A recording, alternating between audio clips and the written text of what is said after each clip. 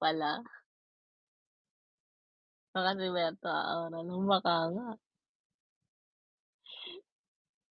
Pero guys, sa nagsasabing bagay kami, hindi kami bagay, yun ang masasabi ko.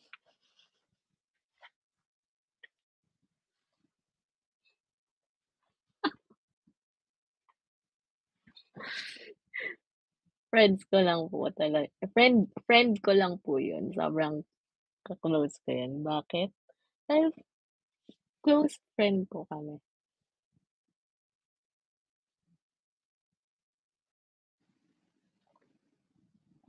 Yes.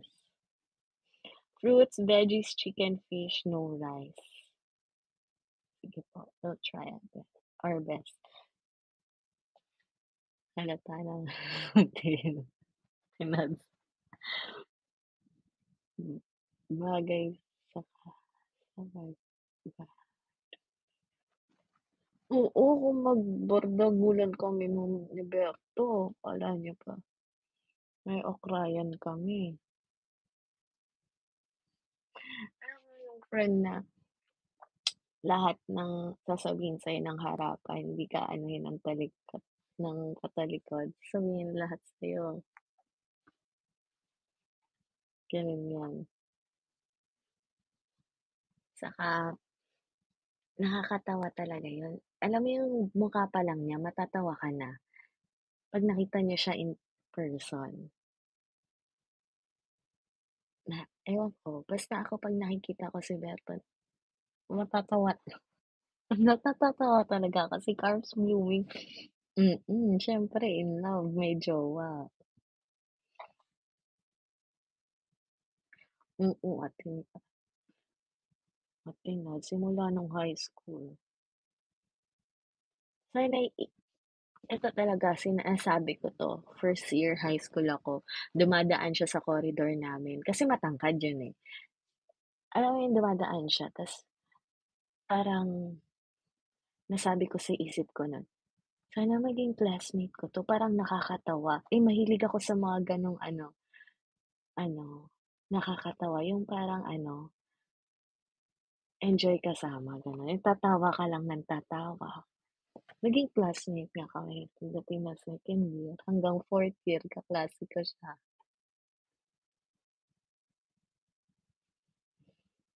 Makulit. Si maaga kasi pumapasok yun.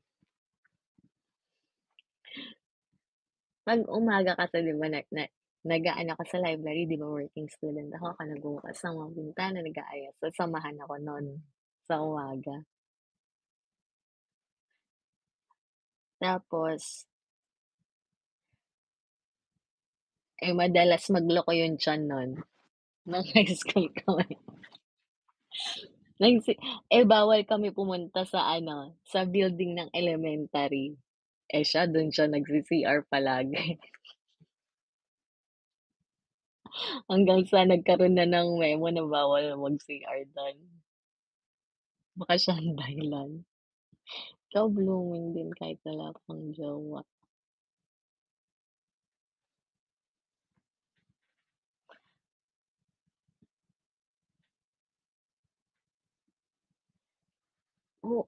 Oo, nag-registered po ako Tita Beth.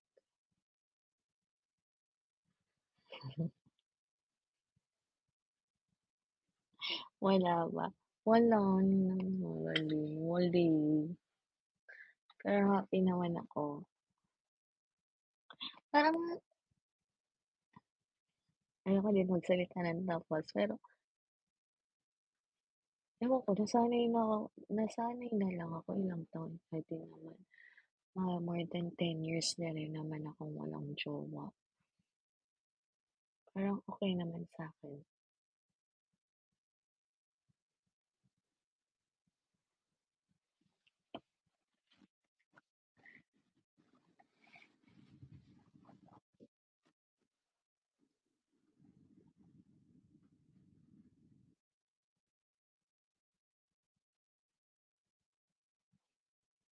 Parang nahinto kayo diyan.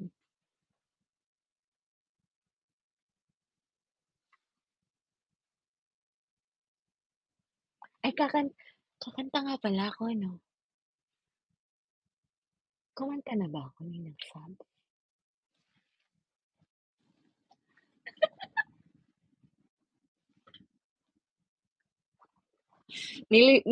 Nilibang ko kayo? Ay, ba't parang nagchichikahan na lang tayo? 'Pag 35 ka na, okey ka na mag-jowa. Hindi pa pala. Hindi ay, Miss Tonet, Maritesan, oo nga Maritesan nga lang tayo. Oh gosh, sige cha-chat ko si Beta sabihin ko, "Sige go na nga." Kahit alam niyo ba kailan ba ako huli nag-gym? Napunta ng gym?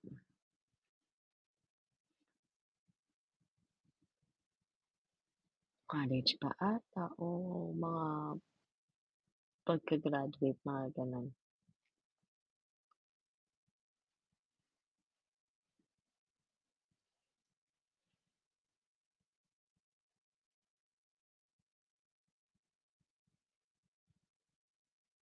Papiyas ang hair niya. Alin? Sino? Sino differ?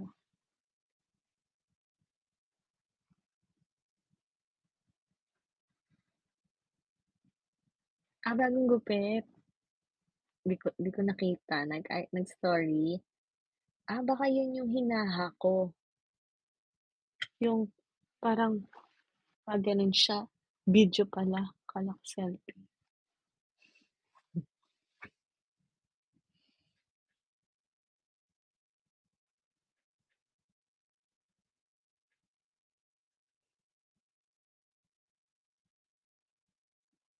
Anong request mo? Ninang Sabs?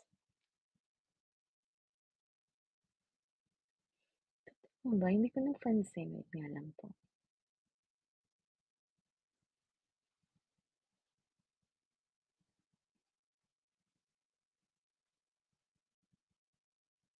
Oo nga,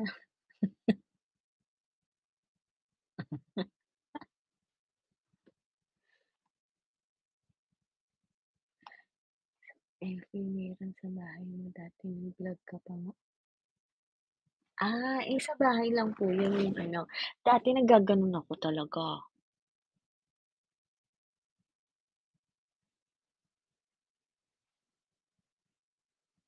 Nasaan na ba yung gano'n ko? Hanapin ko nga.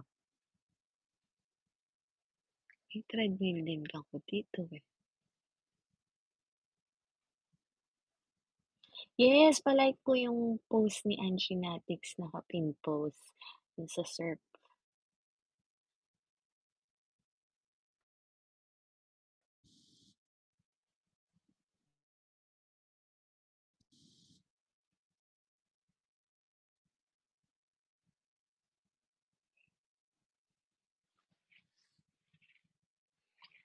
Alam niyo yung batayan ko ng pagiging mataba ko at payat, kapag yung buto ko dito, kitang-kita, sabihin nasa tamang weight lang ako.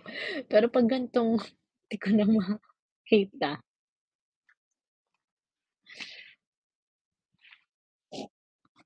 tumaba na talaga ako. Nga 'no,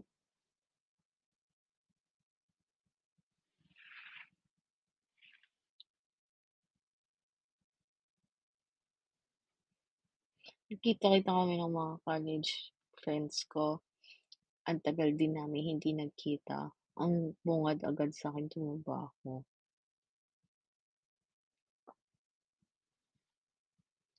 Sige po, ta-try po natin ulit 'yan. Na-busy lang po kakakain.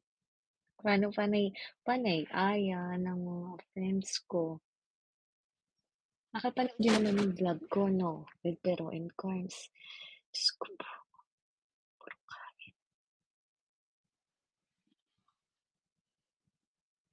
kain na chika.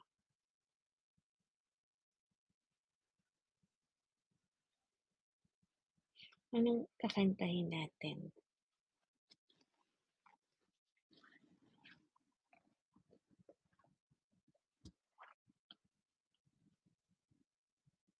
Si Nobela na-stress po kasi siya. In person, okey ka naman, sexy ka. Bobby Lourdes,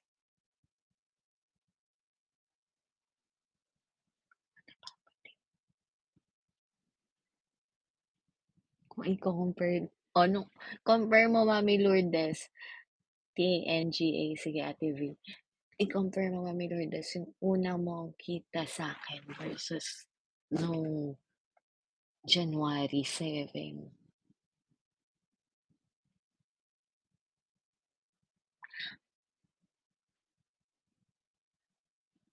Pero kung iko-compare dati lumaki na, 'pag gumanyan ako malapit na mag-triple chin.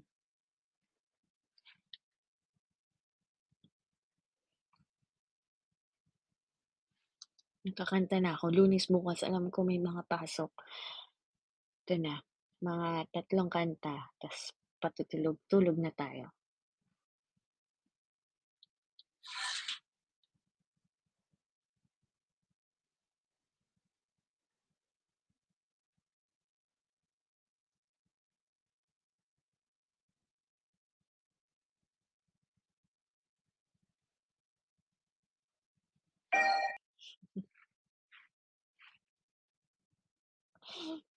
A-attend na lang ako. Bata pa ako kahit matanda na. Kahit 30 na ako, isip bata pa rin ako, 'wag muna magninang sa kasal.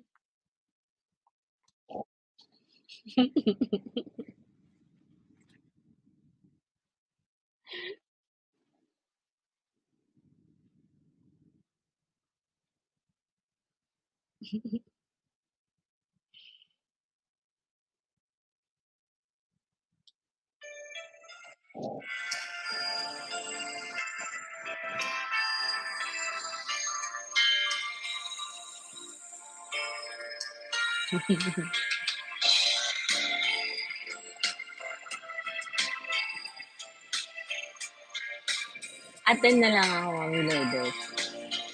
Sandali lang, teka lang, bakit ba ako'y nasasaktan?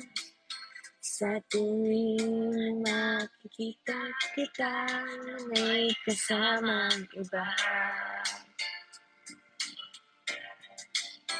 Bakit ba ganito ang nararamdaman ng puso ko? Di naman ako ang pag-ibig mo, magkaibigan lang naman tayo. Dati hindi ko pansin ang iyong dating, kahit cute ka pa sa'king paningin. Ngunit di ko sadyang malalaman ito, ikaw pala ay iniibig ko.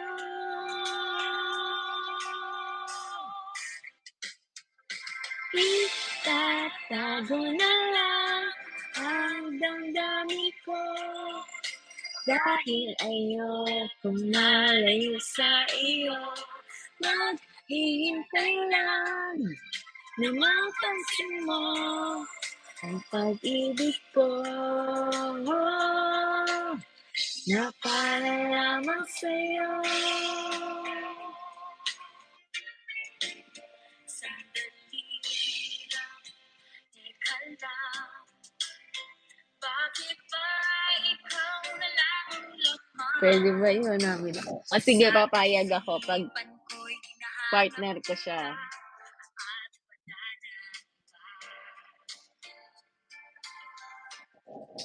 Deal yan.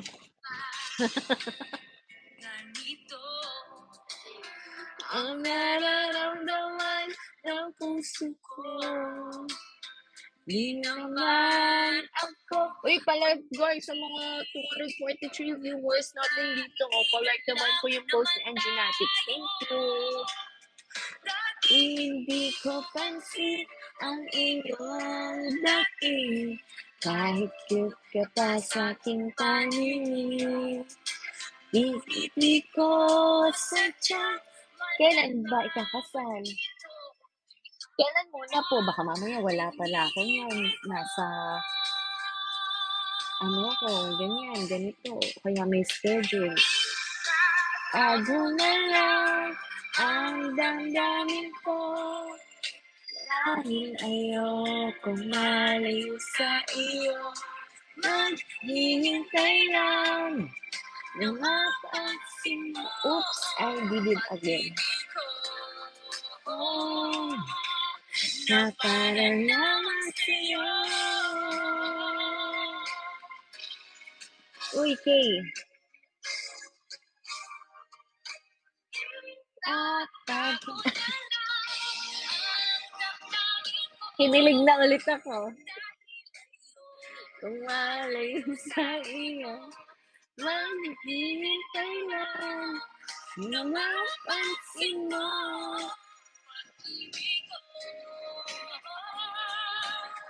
Na para lamang sa'yo.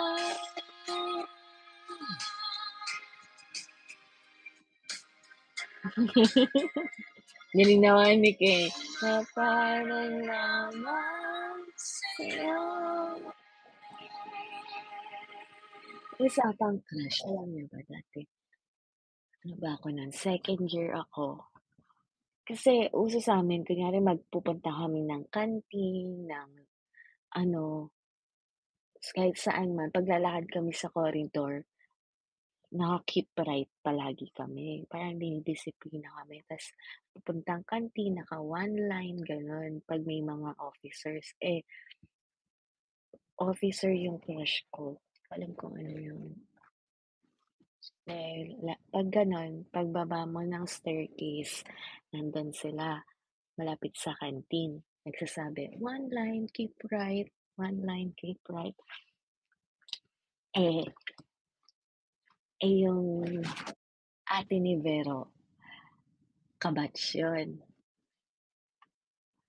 'Pag nandun si ate ni Vero, crush din pala yun ni Carmela.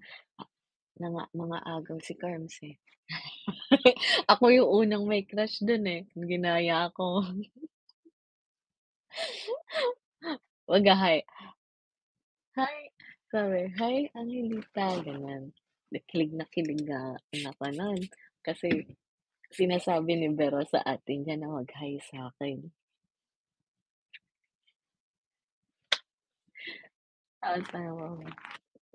Meron pa akong isang crush, 3rd year kami, 4th year naman siya.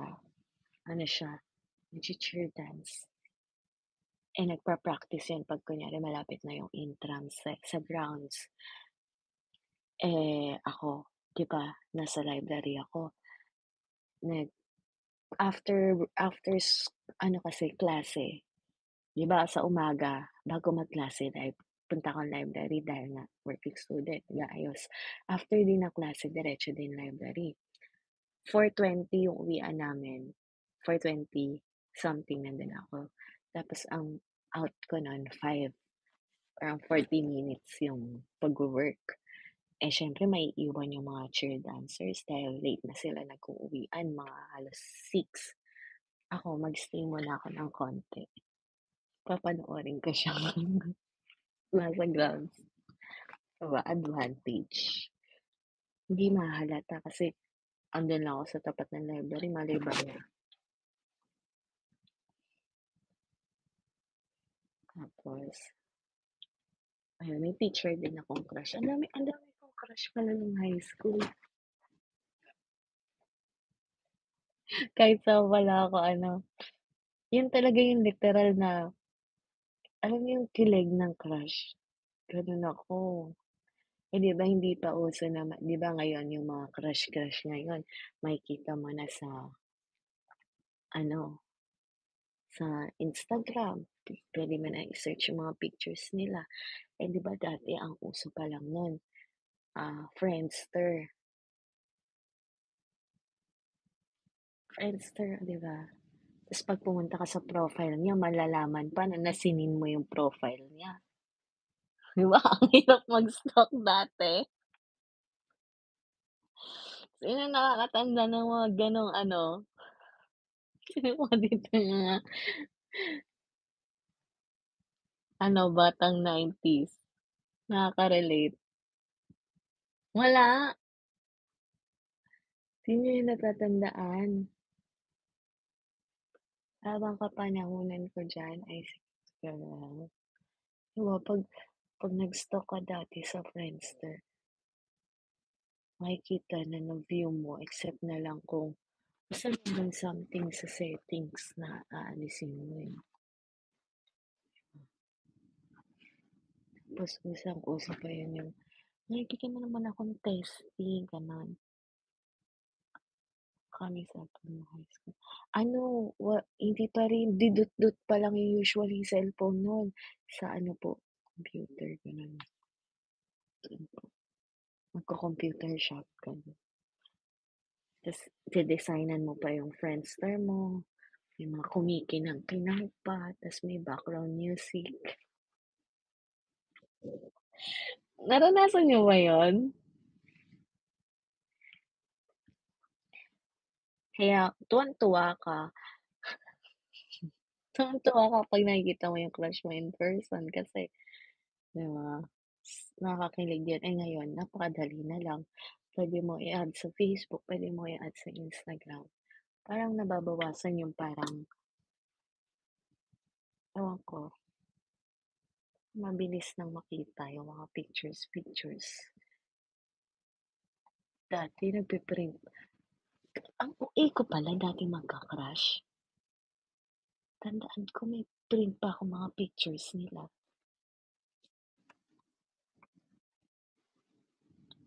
Tapos natatandaan ko din, may crush ako na tumakbo ng, hindi naman sa school 'to, dun lang sa basta, halaman, may mga halaman dun. So, dun sa may gawin ng lugar ng mga pinsan ko tumakbo siyang SK. Ano ba tawag dun, SK president, gano'n? Or SK chairman ba? Daming crush, dami kong crush dati. Tapos 'di siyempre naka-post yung mga picture niya sa mga kung saan-saan. Tapos yung pinsan ko, kinuha niya ako ng ano, poster na 'di ba 'pag tinanggal mo, siyempre madikit yun, eh. Sabi niya, "Ito pinaghirapan ko tanggalin, oh, buong-buo yung mukha." Tuwang-tuwa na ako sa gano'n. Mga kaartehan ko dati.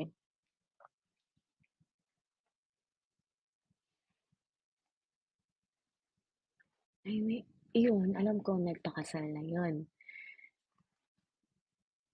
crush ko na yun. Tapos yung tatlong crush ko nung high school, lahat sila